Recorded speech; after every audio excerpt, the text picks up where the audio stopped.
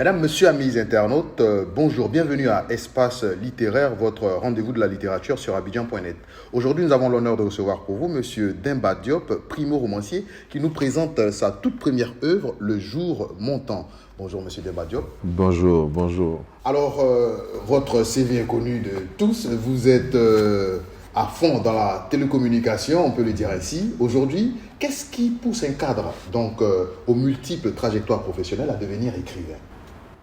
Déjà, je ne me définis pas comme un écrivain. Je suis un apprenti écrivain. Mais je m'étais déjà essayé à l'écriture. Quand j'ai quitté les télécommunications en 2012, j'avais, avec un ami, racheté un magazine économique qui faisait un peu espace économique et culturel. Normalement, dans le deal du rachat, les personnes à qui on a racheté devaient nous accompagner le temps de la prise en main du magazine, parce que ce n'est pas une société qui produit autre chose que d'autres. On produit de la littérature, on produit de l'écrit, sauf que les personnes n'ont pas respecté l'engagement. Elles nous ont plantés au bout de 2 mois. Elles ont dit, bon, débrouillez-vous. Et donc, mon ami et moi, on a dû trouver le moyen de pondre le journal seul. Et donc, ça a été pour moi la première fois de me mettre à l'écriture. Je me suis mis à écrire des articles sous des noms d'emprunt. Et c'est comme ça que j'ai commencé à prendre un peu plus confiance à mon écriture, parce que c'est une question de confiance au final. Et puis, et mon ami, c'est Gauze, qui finalement, lui aussi, avait ça en lui, mais il n'avait pas encore donné naissance. Et puis qui a écrit plusieurs opus, qui a publié, Debout payé, Black Mano et d'autres. Et puis c'est lui aussi qui m'a dit, mais attends Demba, tu as une belle plume, il faut que tu écrives, et qui m'a encouragé, et j'en suis arrivé là. Alors, Le jour montant, c'est votre premier roman et le titre est évocateur. Qu'est-ce qui a guidé justement le choix de ce titre? Je pense que le choix du titre a été guidé par la conclusion du livre, et la conclusion, c'est l'espoir. C'est un message d'espoir. Et donc, ça semblait comme une évidence. Mais je ne peux pas, malheureusement, donner tous les détails du titre sans trahir certains secrets du livre.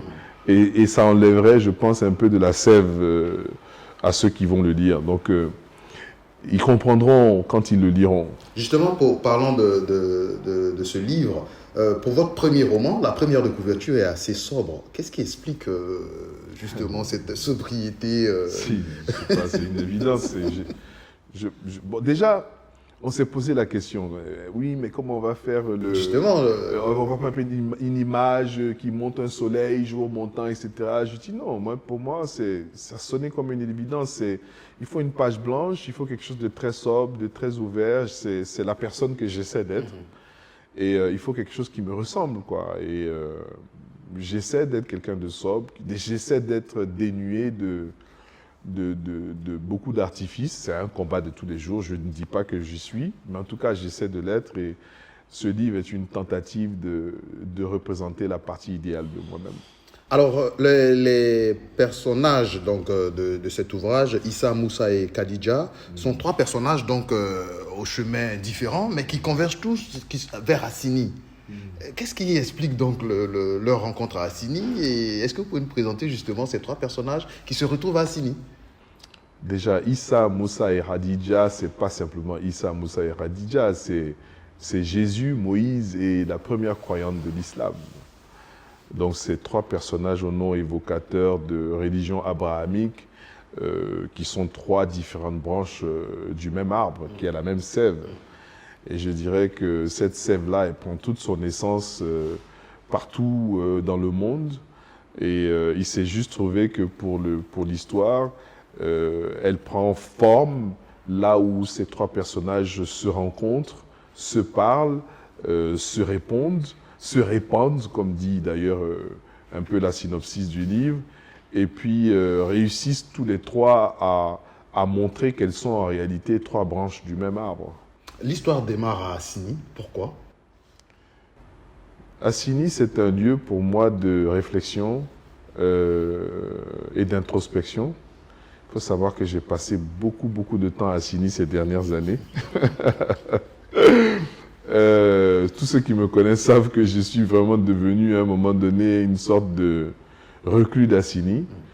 Parce que j'ai découvert très tard, si on peut dire comme ça, la navigation. Moi, je ne savais pas faire du bateau. Et j'ai appris à faire du bateau il y a à peine un peu moins de 5 ans. À naviguer. Et ça a été pour moi une découverte extraordinaire, quoi, de savoir naviguer, de conduire un bateau, d'aller dans des endroits improbables où je ne savais même pas existaient. Et ça m'a ouvert l'esprit d'une manière où Assini est devenu pour moi vraiment un espace d'ouverture de mon esprit, quoi. Alors, le livre de 150 pages est divisé en piliers. C'est une innovation dans la littérature. Est-ce que vous pouvez nous expliquer c'est quoi les 5 piliers qu'on retrouve donc justement dans ce livre? Excellente question. Le livre est divisé en 5 piliers. Les 5 piliers font référence aux 5 piliers de l'islam. Le premier pilier, c'est le pilier de la foi. La foi qui dit de croire en Dieu l'unique. Les musulmans l'appellent la shahada. Le deuxième pilier est le pilier de la prière.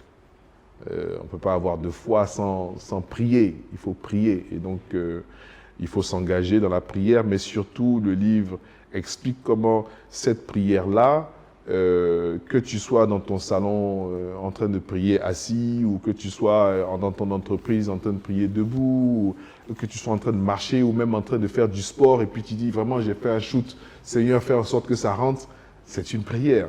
Après, dogmatiquement, elle est divisée de différentes façons, que tu sois chrétien, musulman, juif, etc. Mais la prière en soi, c'est juste une volonté de discuter avec le Tout-Puissant. Et ensuite, le troisième pilier, c'est le pilier de la générosité. La générosité, chez les musulmans, on appelle ça la zakat. Mais dans toutes les religions, même y compris le bouddhisme ou d'autres, la générosité et le don de soi sont des éléments essentiels de la foi. Donc s'il n'y a pas cette capacité de donner une part de soi à l'autre, on ne peut pas s'élever puisque c'est à travers l'autre qu'on s'élève. Le quatrième pilier, c'est le pilier du ramadan, du jeûne. Mais le jeûne n'est rien d'autre en réalité qu'une sorte de restriction, un dépassement de soi face à la difficulté. Donc on le voit dans l'histoire. On parle du début du ramadan même. On parle du début du ramadan, mais bon, je ne vais pas rentrer dans les détails. Je laisse au lecteur le soin de faire le rapport entre l'histoire et le pilier. Absolument. C'est un chemin initiatique. Et enfin, le cinquième pilier, celui d'un pèlerinage. Mais c'est quoi un pèlerinage si ce n'est qu'un voyage vers les différents éléments de la foi et de l'élévation spirituelle. Donc voilà. On termine cette œuvre avec une sourate, la sourate 93. Pourquoi? Sourate 93, elle dit une chose très importante qui était très simple. Le premier verset, c'est « Par le jour montant ». Et le deuxième verset, c'est la vie derrière, la vie de l'au-delà est meilleure que la vie d'ici. Vraiment, c'est une affirmation extraordinaire. C'est difficile de comprendre et d'accepter l'idée que la vie après la mort serait meilleure que celle qu'on vit ici. Mais comprendre ça aussi et l'accepter, c'est avoir de l'espoir. Ça veut dire que toutes les souffrances qu'on vit ici, c'est rien. Toutes les difficultés qu'on vit ici, c'est rien. Et en même temps que tous les plaisirs que nous vivons ici, finalement, ne servent à rien. Je pense que ce deuxième verset est fondamental dans la compréhension. Et ensuite, après, pour ceux qui connaissent la sourate, ils savent dans quel contexte ça a été révélé, parce que c'est important de savoir aussi le contexte dans lequel ça a été révélé. Ça dit que, voilà, non, ton Seigneur ne t'a pas abandonné. Tu penses souvent, tu es là, tu es tellement dans les problèmes. Tu te dis, mais attends, Dieu m'a abandonné. Moi, j'ai fait quoi au bon Dieu et puis je souffre comme ça. C'est tellement difficile, tu ne sais pas à quel saint te vouer. Et la sourate vient te rappeler que non, ton Seigneur ne t'a pas abandonné. Et il te dit, il t'a trouvé pauvre, il t'a enrichi, il t'a trouvé perdu, égaré, il t'a guidé, il t'a trouvé vraiment dans la déchéance totale, il t'a donné tout ce dont tu avais, il te dit donc quant à l'orphelin, il ne faut pas l'abandonner. Et quant aux bienfaits de ton Seigneur, il faut les proclamer. Donc c'est une sourate, je pense qu'il y a une concentration de tout ce qui représente la foi véritable et la nécessité vraiment de se transcender et puis d'espérer pour demain. Vous avez parlé tout à l'heure de vie et vous nous racontez la vie de Issa, de Moussa et de Khadijatou, mais étrangement, en lisant votre biographie, on retrouve quelques traces, quelques pans de votre vie, puisque vous également, vous avez vécu à Paris, vous avez grandi à Abidjan, vous avez étudié aux États-Unis, et dans le roman qui débute à Assini, on en arrive à Trècheville, ensuite Paris et les États-Unis. Est-ce une autobiographie, oui ou non? C'est évident que ce n'est pas une autobiographie. C'est évident aussi que c'est inspiré de ma vie personnelle.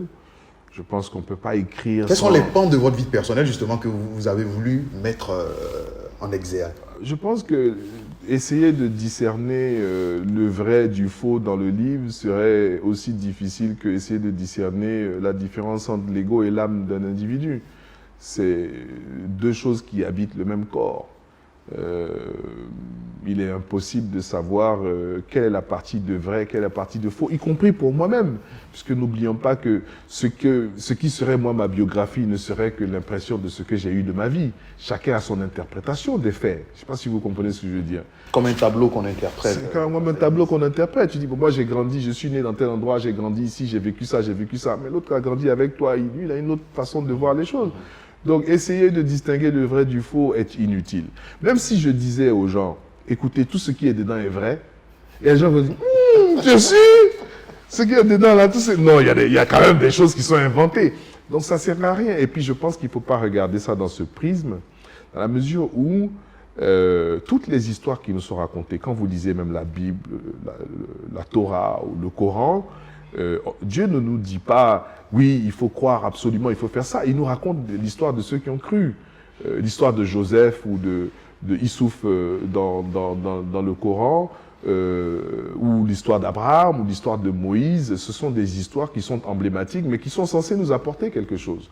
C'est un peu ça qui est dans le livre, et qui transcende l'histoire de ces trois personnages, qui est censé nous emmener dans un voyage initiatique pour révéler à nous-mêmes la part d'ombre de nous-mêmes et la lumière. Alors, comme Khadija le disait à Assini, qu'est-ce que j'ai fait de bien aujourd'hui pour quelqu'un?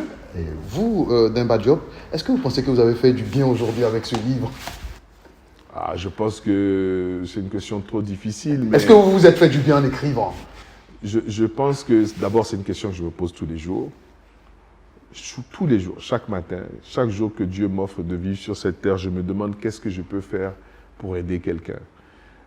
En ce qui concerne le livre, mon objectif, au moment où je l'écris, je me suis dit, si je peux aider au moins une personne, une seule, avec ce livre, j'estime que pour moi, j'aurais réussi. Comme Khadija. Voilà. Et donc, j'ai eu énormément de témoignages depuis de personnes qui se sont retrouvées dans les histoires, pour lequel le livre a été vraiment une sorte d'élévation spirituelle. Donc j'estime que le livre, il joue son rôle après. Après, il y a, vous savez, un livre, c'est de cela de partir, c'est pas comme un film. Tous les deux, on va au cinéma, on voit les mêmes images.